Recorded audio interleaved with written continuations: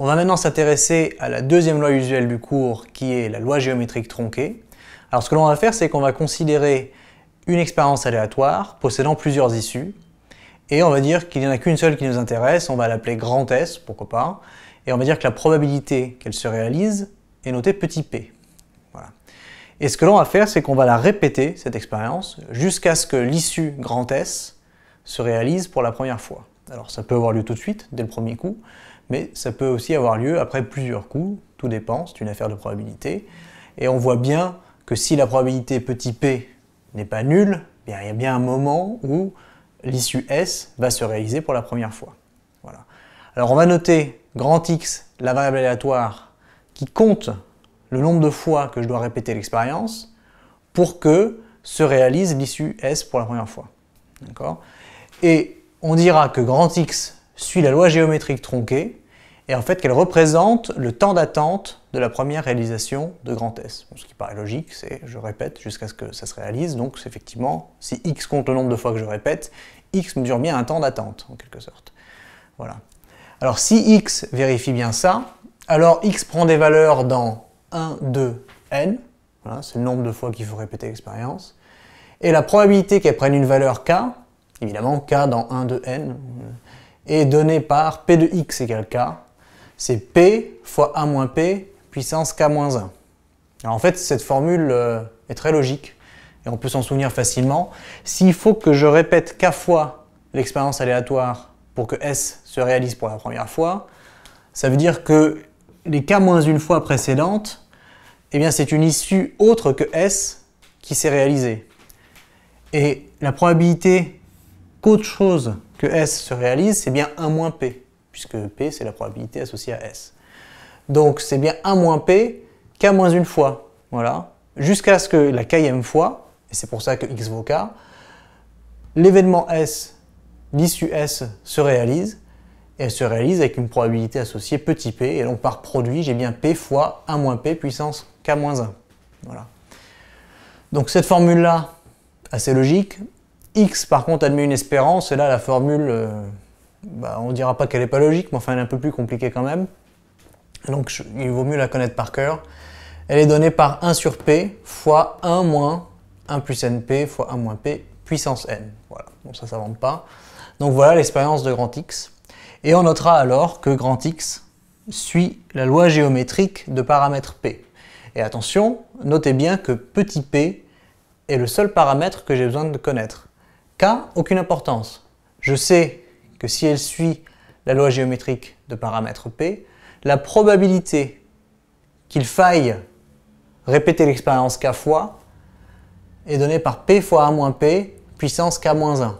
Voilà. Donc si je connais P, comme je suppose que je connais K puisque je cherche le nombre de fois, donc si je dis probabilité que X vale 7 par exemple, je prends K vaut 7, K moins 1 vaut 6 et tout ce qu'il faut que je connaisse c'est P. Donc la loi géométrique, attention, il n'y a besoin que d'un seul paramètre pour la caractériser, c'est la probabilité que l'issue ou l'événement qui nous intéresse se réalise. Voilà. Le temps d'effacer et on fait un exemple ensemble. Nous revoilà pour l'exemple. Alors on va considérer une pièce classique, supposons-la équilibrée, pourquoi pas, et on sait qu'on peut obtenir pile ou face, puisque si on lance la pièce, il n'y a que deux possibilités. On va dire que l'on obtient pile avec une probabilité petit p, et face avec une probabilité qu'on va noter petit q. En fait, q c'est effectivement 1 moins p. Donc si je connais p, je connais q. Et x, ça va être la variable aléatoire qui est égale au nombre de lancers pour obtenir pile pour la première fois. Donc on voit bien que si je prends une pièce et que je la lance plusieurs fois, je peux faire pile tout de suite, mais c'est pas obligé. Je peux faire face, face, face, puis pile, et toutes les combinaisons possibles, de façon que j'obtienne pile la première, la deuxième ou la énième fois, pour la première fois. D'accord ?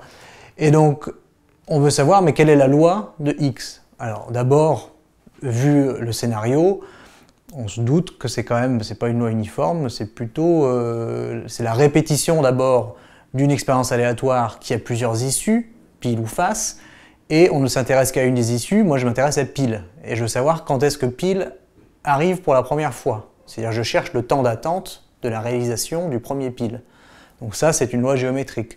Voilà, alors je sais fatalement déjà que x prend ses valeurs dans 1, 2, etc. jusqu'à n, évidemment, hein, puisque ça c'est l'univers image de x, et ça c'est le nombre de fois qu'il faut que je lance la pièce pour que pile arrive pour la première fois, et qu'elle suit la loi géométrique de paramètres P. Voilà. Alors je ne précise pas P, ça peut être un demi, ça peut être une pièce truquée avec un tiers de tiers, pourquoi pas. Ça n'a pas d'importance, on va garder P ici. Et ce que l'on va dire, c'est que la probabilité que x vale 1, bon, c'est très simple, c'est je lance, j'obtiens pile du premier coup. Donc c'est simplement P. Voilà. La probabilité que x vale 2, c'est la probabilité, d'abord il faut que je jette la pièce que j'obtienne face.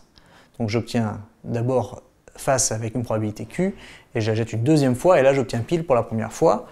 Et donc par produit, d'abord face, et ensuite pile, avec une probabilité P.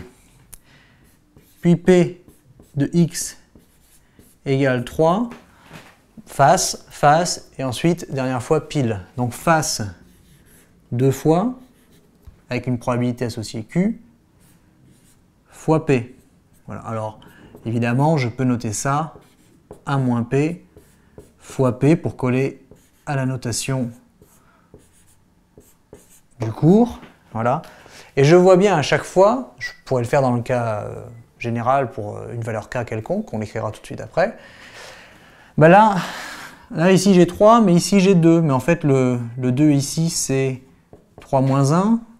Ici, j'ai puissance 1, mais là j'ai 2. Mais ça, c'est en fait 2 moins 1. Et en réalité, ici, j'ai Q puissance 0, c'est-à-dire 1 moins 1. Voilà. Alors ça s'explique, c'est comme on a vu tout à l'heure, c'est que si il faut 3 fois, 3 réalisations, c'est-à-dire j'agence la pièce 3 fois pour obtenir pile le premier coup, c'est-à-dire que les 2 premiers coups, il faut que j'obtienne face, et ça c'est 1 moins P la probabilité de l'obtenir, puis ensuite, au dernier coup, P. Donc j'ai toujours P à la puissance 1, puisque P c'est la dernière, c'est le dernier lancé amène pile, avec une probabilité P, donc je ne l'ai qu'une fois, et de toute façon je ne m'intéresse qu'à la première réalisation de P. Voilà. Et donc dans le cas général, on retrouve bien que pour tout x, pardon, pour tout k, c'est mieux, appartenant à 1, 2, n, la probabilité que x est égal à k est égale à 1 moins p puissance k moins 1 fois p.